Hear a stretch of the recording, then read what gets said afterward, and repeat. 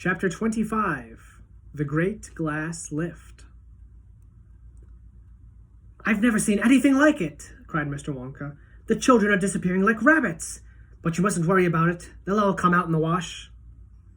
Mr. Wonka looked at the little group that stood beside him in the corridor. There were only 2 children left now, Mike TV and Charlie Bucket.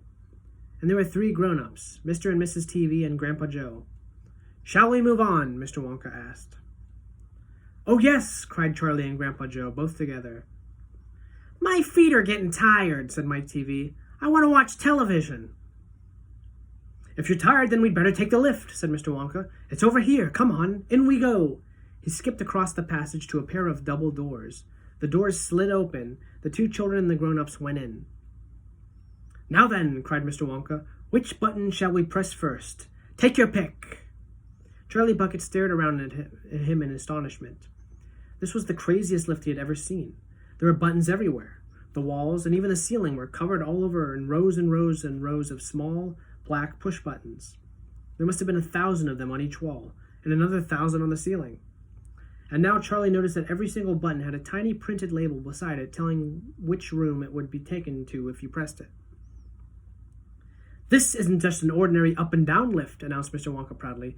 "This lift can go sideways and long ways and slantways and any other way you can think of. It can visit any single room in the whole factory, no matter where it is. You simply press the button, and zing, you're off."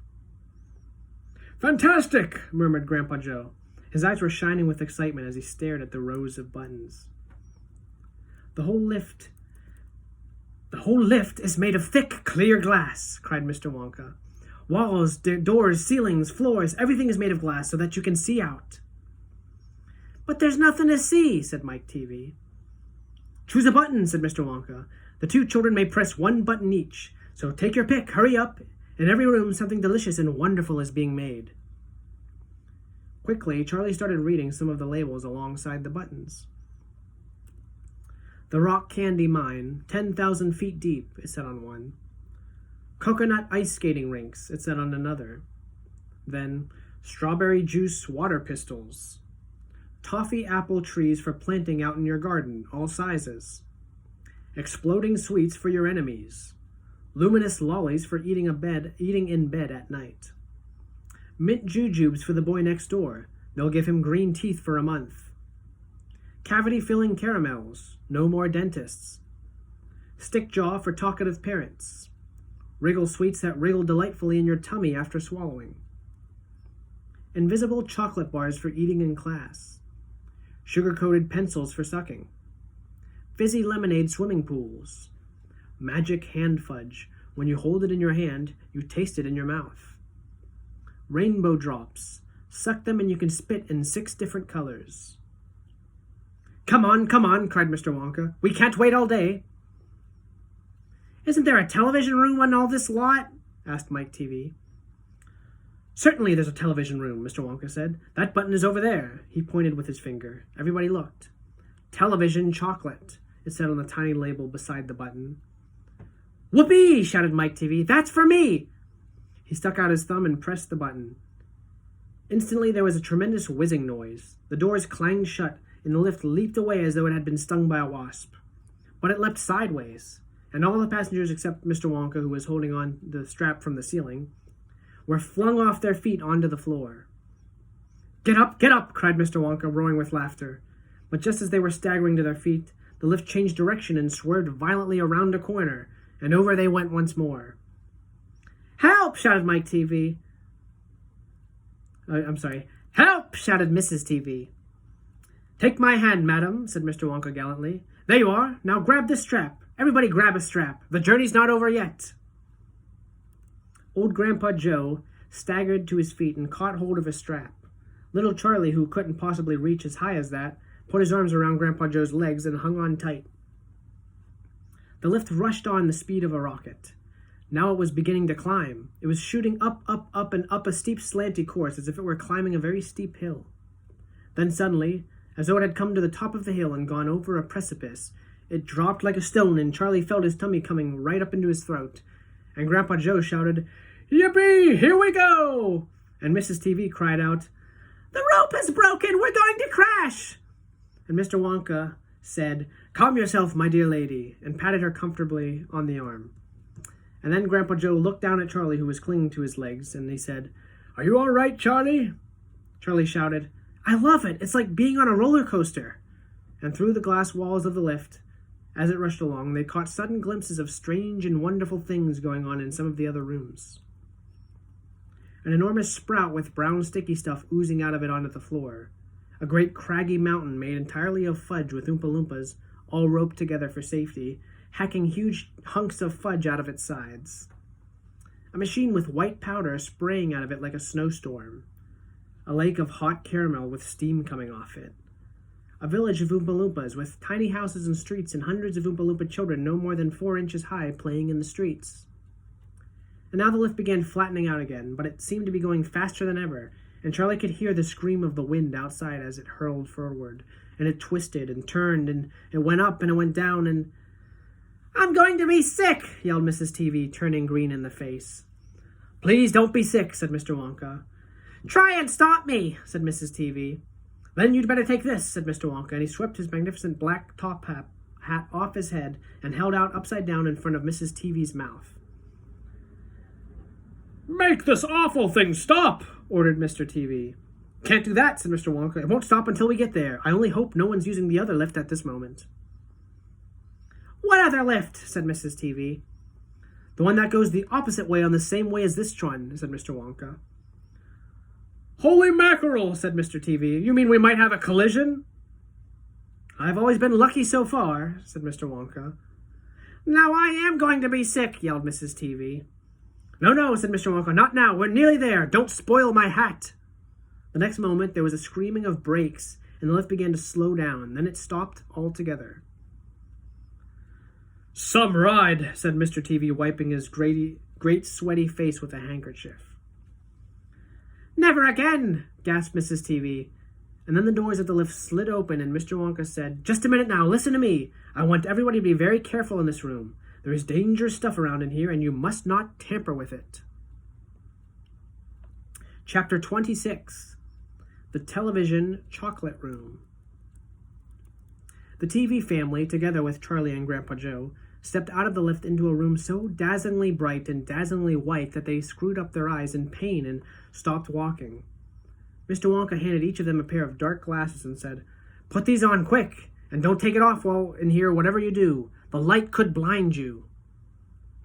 As soon as Charlie had his dark glasses on, he was able to look around him in comfort. He saw a long, narrow room. The room was painted white all over. Even the floor was white, and there wasn't a speck of dust anywhere. From the ceiling, huge lamps hung down and bathed in the room with a brilliant blue-white light. The room was completely bare except at the far ends. At one of these ends, there was an enormous camera on wheels, and a whole army of Oompa Loompas was clustering around it, oiling its joints and adjusting its knobs and polishing its great glass lens. The Oompa Loompas were all dressed in the most extraordinary way. They were wearing bright red spacesuits, complete with helmets and goggles. At least they looked like spacesuits, and they were working in complete silence. Watching them, Charlie experienced a queer sense of danger. There was something dangerous about this whole business, and the Oompa Loompas knew it. There was no chattering or singing among them here, and they moved about over the huge black camera slowly and carefully in their scarlet spacesuits. At the other end of the room, about 50 paces from the camera, a single Oompa Loompa, also wearing a spacesuit, was sitting at a black table gazing at the screen of a very large television set. "Here we go!" cried Mr. Wonka, hopping up and down with excitement. "This is the testing room for my very latest and greatest invention, television chocolate." "But what is television chocolate?" asked Mike TV. "Good heavens, child, stop interrupting me," said Mr. Wonka. "It works by television. I don't like television myself. I suppose it's all right in small doses, but children never seem to be able to take it in small doses. They want to sit there all day staring and staring at the screen." "That's me," said Mike TV. "Shut up," said Mr. TV. "Thank you," said Mr. Wonka.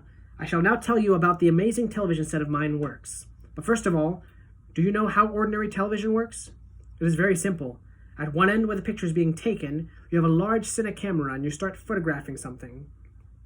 The photographs are then split up into a million tiny little pieces which are so small that you can't see them.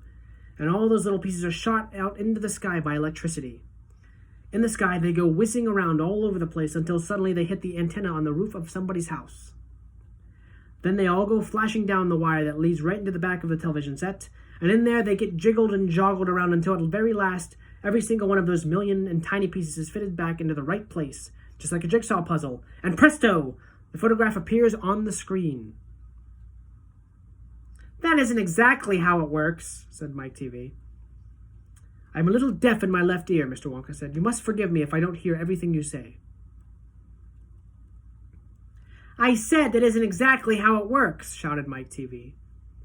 "You're a nice boy," said Mr. Wonka, "but talk too much. Now then, the very first time I saw ordinary television working, I was struck by a tremendous idea. 'Look here,' I shouted. 'If those people can break up a photograph into a million of pieces and send it whizzing through the air and then put them together at the other end, why can't I do the same thing with a bar of chocolate?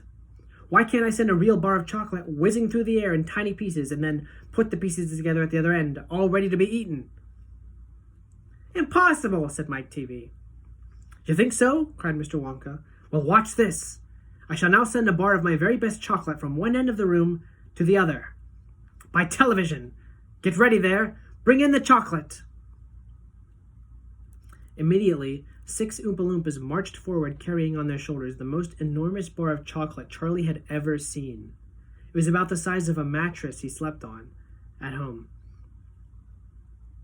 "It has to be very big," Mr. Wonka explained, "because whenever you send something by television, it always comes out much smaller on the other end than when it went in. Even with ordinary television, when you photograph a big man, he never comes out on your screen any taller than a pencil, does he? Here we go then. Get ready. No, stop. Hold everything. You there. Mike TV, stand back. You're too close to the camera. There are dangerous rays coming out of that thing. They could break you up into a million tiny pieces in 1 second. That's why the Oompa Loompas are wearing spacesuits. The suits protect them. All right, that's better. Now then, switch on." One of the Oompa Loompas caught hold of a large switch and pulled it down. There was a blinding flash. "The chocolate's gone!" shouted Grandpa Joe, waving his arms. He was quite right. The whole enormous bar of chocolate had disappeared completely into thin air. "It's on its way!" cried Mr. Wonka. "It is now rushing through the air above our heads in a million tiny pieces. Quick, come over!" He dashed over to the other end of the room where the large television set was standing, and the others followed him. "Watch the screen!" he cried. "Here it comes! Look!" The screen flickered and lit up. Then suddenly a small bar of chocolate appeared in the middle of the screen. "Take it!" shouted Mr. Wonka, growing more and more excited. "How can you take it?" asked Mike TV, laughing. "It's just a picture on a television screen." "Charlie Bucket," cried Mr. Wonka, "you take it. Reach out and grab it." Charlie put out his hand and touched the screen, and suddenly, miraculously, the bar of chocolate came away in his fingers. He was so surprised he nearly dropped it. "Eat it!" shouted Mr. Wonka. "Go on and eat it. It'll be delicious. It's the same bar. It's got smaller on the journey, that's all." "It's absolutely fantastic!" gasped Grandpa Joe. It's a miracle!" "Just imagine," cried Mr. Wonka, "when I start using this across the country, you'll be sitting at home watching television and suddenly a commercial will flash on the screen and a voice will say, 'Eat Wonka's chocolates. They're the best in the world. If you don't believe us, try one for yourself now.' And you simply reach out and take one. How about that, eh?" "Terrific!" cried Grandpa Joe. "It'll change the world!"